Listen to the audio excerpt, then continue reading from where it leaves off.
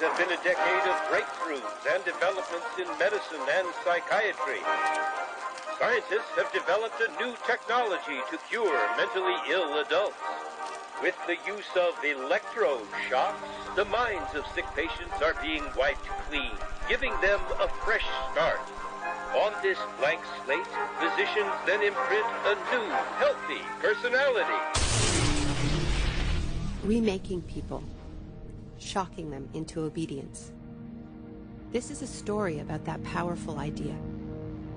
In the 1950s, it caught the attention of the CIA. The agency funded a series of experiments. Out of them was produced a secret handbook on how to break down prisoners. The key was using shock to reduce adults to a childlike state.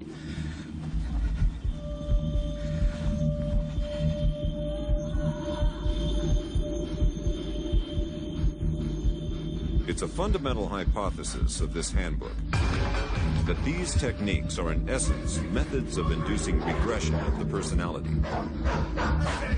There is an interval, which may be extremely brief, of suspended animation, a kind of psychological shock or paralysis. Experienced interrogators recognize this effect when it appears, and know that at this moment the source is far more open to suggestion, far likelier to comply than he was just before he experienced the shock.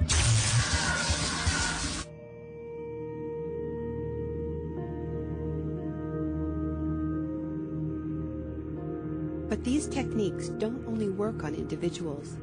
They can work on whole societies. A collective trauma, a war, a coup, a natural disaster, a terrorist attack puts us all into a state of shock. And in the aftermath, like the prisoner in the interrogation chamber, we too become childlike, more inclined to follow leaders who claim to protect us. One person who understood this phenomenon early on was the most famous economist of our era, Milton Friedman. Friedman believed in a radical vision of society in which profit and the market drive every aspect of life, from schools to healthcare, even the army. He called for abolishing all trade protections, deregulating all prices, and eviscerating government services. These ideas have always been tremendously unpopular, and understandably so.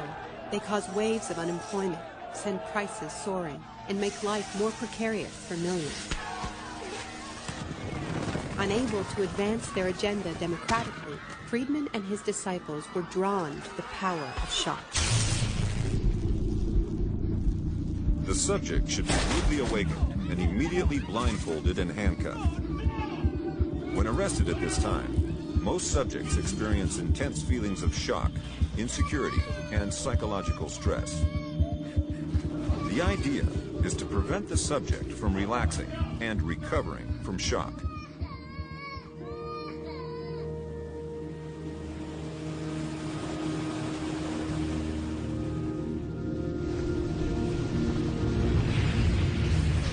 Friedman understood that just as prisoners are softened up for interrogation by the shock of their capture, massive disasters could serve to soften us up for his radical free market crusade. He advised politicians that immediately after a crisis, they should push through all the painful policies at once before people could regain their footing. He called this method economic shock treatment. I call it the shock doctrine.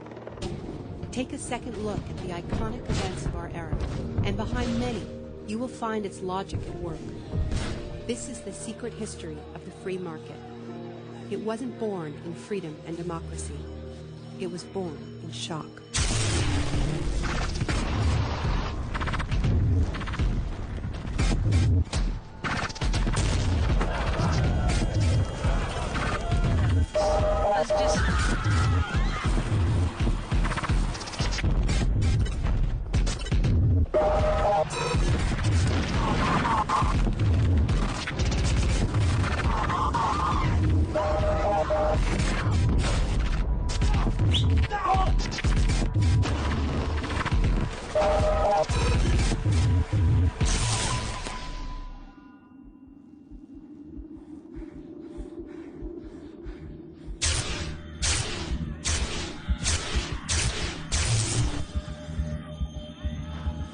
Isolation, both physical and psychological, must be maintained from the moment of apprehension.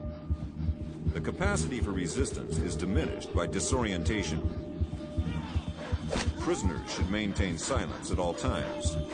They should never be allowed to speak to each other. There's one other thing I've learned from my study of states of shock. Shock wears off. It is by definition a temporary state. And the best way to stay oriented, to resist shock, is to know what is happening to you and why.